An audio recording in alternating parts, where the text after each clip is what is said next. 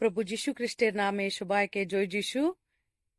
এ সময় আমরা সুস্থ হতে গেলে কি করতে হবে বলে ঈশ্বরের বাক্য দ্বারা ধ্যান করব।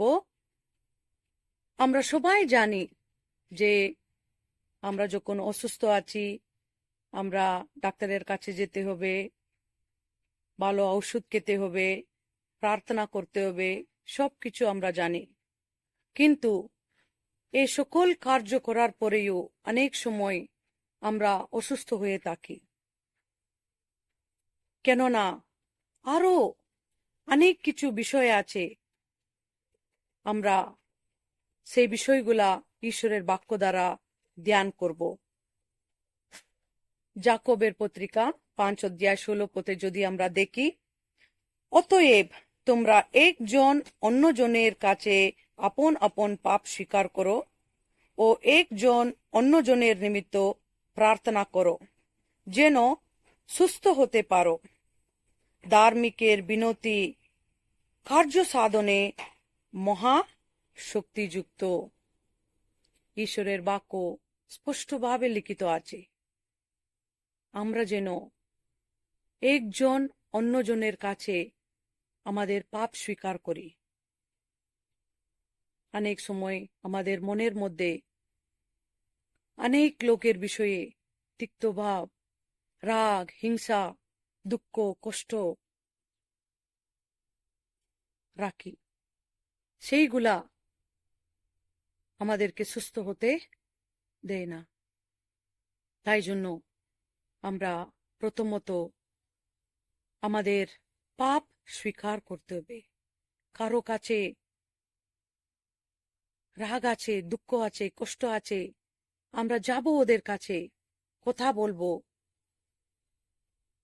মন পরিষ্কার করব, পাপ স্বীকার করব, যেন আমরা সুস্থতা লাভ করতে পারি। দ্বিতীয়ত আমরা দেখছি একজন অন্যজনের নিমিত্ত প্রার্থনা করো। শুধু পাপ স্বীকার করলে হবে না, আমরা একজন অন্যজনের নিমিত্ত প্রার্থনাও করতে হবে। অনেক সময় আমরা জানি অনেক লোক কষ্টতে আছে, অসুস্থ আছে, দুঃখতে আছে, কিন্তু আমরা তাদের জন্য প্রার্থনা করতে চাই না। তাদের জন্য প্রার্থনা করতে আমাদের সময় নাই, আমাদের মন নাই। কিন্তু ঈশ্বরের বাক্য স্পষ্টভাবে আমাদের সঙ্গে কথা বলছে, আমরা যেন অন্যজনের নিমিত্ত প্রার্থনা করতে পারি। যখন আমরা আমাদের পাপ স্বীকার করে অন্যজনের জন্য প্রার্থনা করব, আমাদের সেই প্রার্থনা ধার্মিক গণিত হইবে। সেই বিনতি কার্য সাধনে মহাশক্তিযুক্ত বলে ঈশ্বরের বাক্য বলছে। আমরা সেইভাবে আমাদের পাপ স্বীকার করতে, আমাদের মনের মধ্যে ঈশ্বরকে স্থান দিতে, একজন অন্যজনের নিমিত্ত প্রার্থনায় থাকতে, সেই প্রার্থনা দ্বারা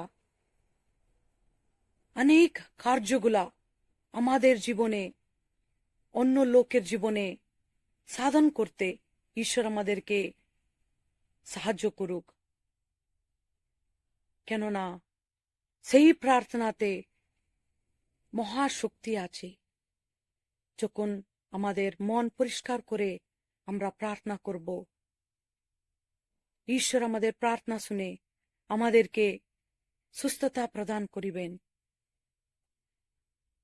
এভাবে তার পথে চলতে, একজন অন্যজনের কাছে পাপ স্বীকার করে, একজন অন্যজনের নিমিত্ত প্রার্থনা করে অনেক কার্যগুলা সাধন করতে ঈশ্বর আমাদেরকে সাহায্য করুক। ঈশ্বরের বাক্য আমাদের আধ্যাত্মিক জীবনের জন্য লাভদায়ক করুক। আমেন।